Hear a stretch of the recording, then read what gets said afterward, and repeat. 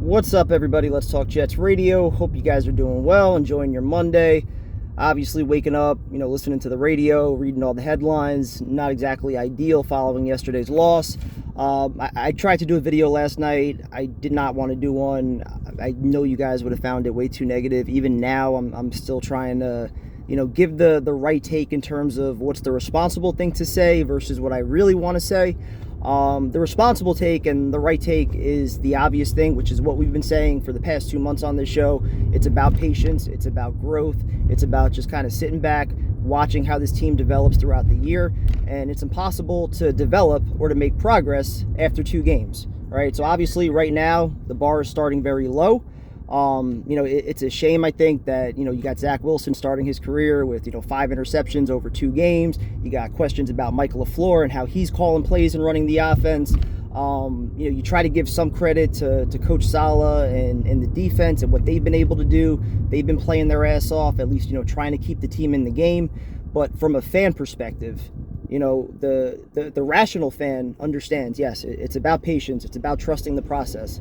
But the fan that's been sitting through this shit every year, I'm tired of saying that, because we keep saying it and then we keep going through it all over again. And I know that has nothing to do with Joe Douglas. It has nothing to do with Rob Saleh. It has nothing to do with Zach Wilson. All the failures of the past have absolutely nothing to do with this regime.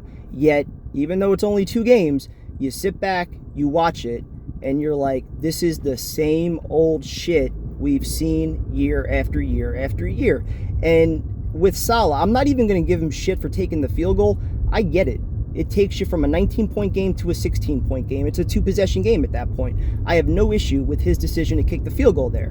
What I have an issue with is the play calling that led to the field goal. I'm pretty sure it was, 3 straight runs in that red zone set. And then prior to that, the Jets got the ball with, over 10 minutes left? And they lined up, they went in their huddle, they got to the line of scrimmage with about 10-15 seconds left on the play clock every single play. Where was the sense of urgency? For a team, if you're actually trying to win the game and you're going to give that excuse after the game, well, field goal made it a 16-point game, we're only 2 possessions down. Well, fucking treat it like it's a 2-possession game then.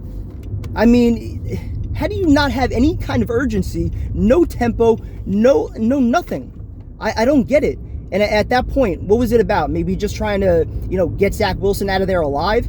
Get him out of there before completely destroying his confidence? I don't know exactly. But for me, sitting there as a fan, watching what Zach Wilson was going through, the toughest part of it was that for the people that didn't want Wilson, right? The one thing I think we were able to talk ourselves into was that, well, you know what? It's a fresh start for everybody. It's a clean slate for the coaching staff, the quarterback. There are no bad habits that we have to undo. There's nothing that we have to unteach from Adam Gase or another coach. He comes in with a clean slate, and hopefully, week after week, you can build up his confidence that way. Problem is, now we have a game like this where, what positives do you take away from that? A couple good throws in the fourth quarter, but overall, what do you take away from it?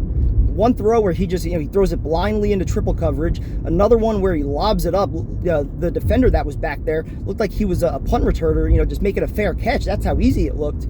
I'm trying to figure out, well, what are the positives that we take from this game? Is Zach Wilson gaining confidence from this, or are we destroying his confidence?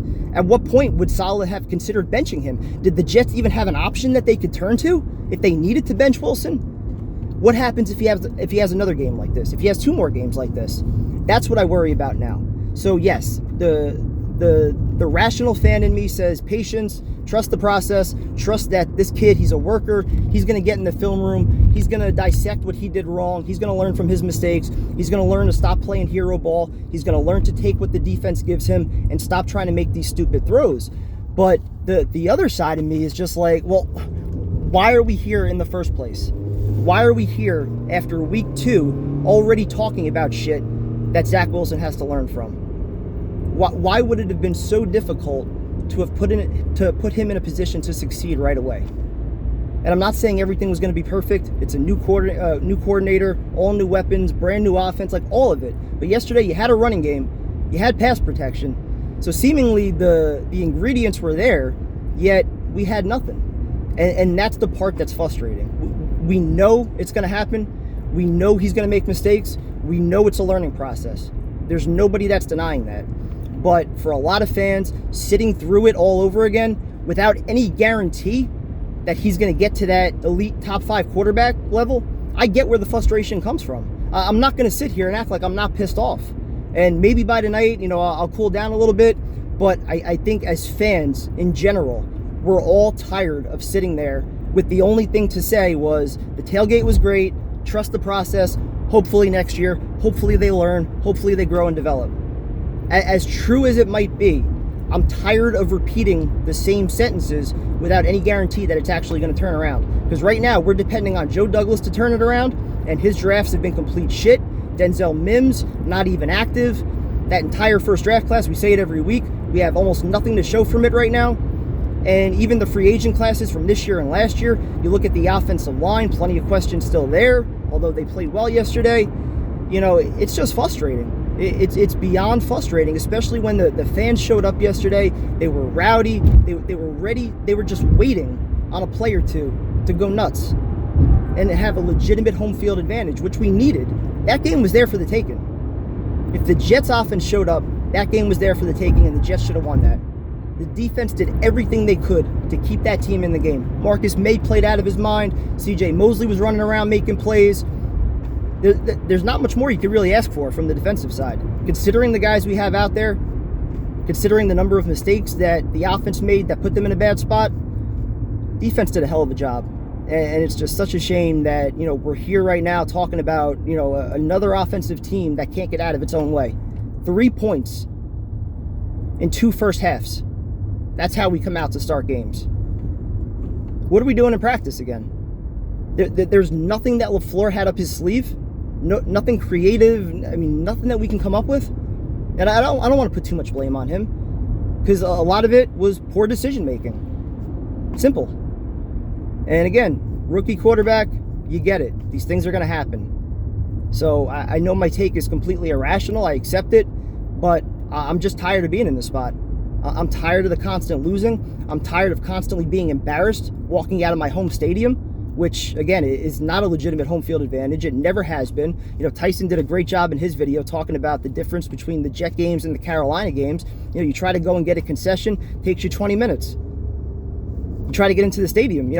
I think I was in line at about 12:15. We didn't get in until about 12:45. It's just crazy, dude. There's nothing fun. Other than the tailgate, there's nothing fun about going to games at MetLife. So, I don't know what to tell you guys. Apologies that this is too negative. I'm sure by the middle of the week, I'll be feeling optimistic again. And this is by no means, let me just be clear also, this is by no means saying, Zach Wilson's a bust, shouldn't have traded Sam Darnold, Rob Saleh doesn't know what he's doing, JD's a bust. I'm not saying any of that, but if you're a fan and you're starting to feel like this is the same shit, how can you not? How can you not? We're all optimistic. We're all hoping for the best. But when you've been through it for so long and you start seeing the signs that maybe it's not what we thought it was, it just sucks. But again, it's early. It's week 2. I'm trying to ignore all the negative takes that are entering my mind and just trying to hope that, once we get healthy, once the coaching staff gets acclimated and, they get their guys out there, hopefully things will start to improve. I do think that they will. I do think this was just a bad game for Wilson and he'll bounce back.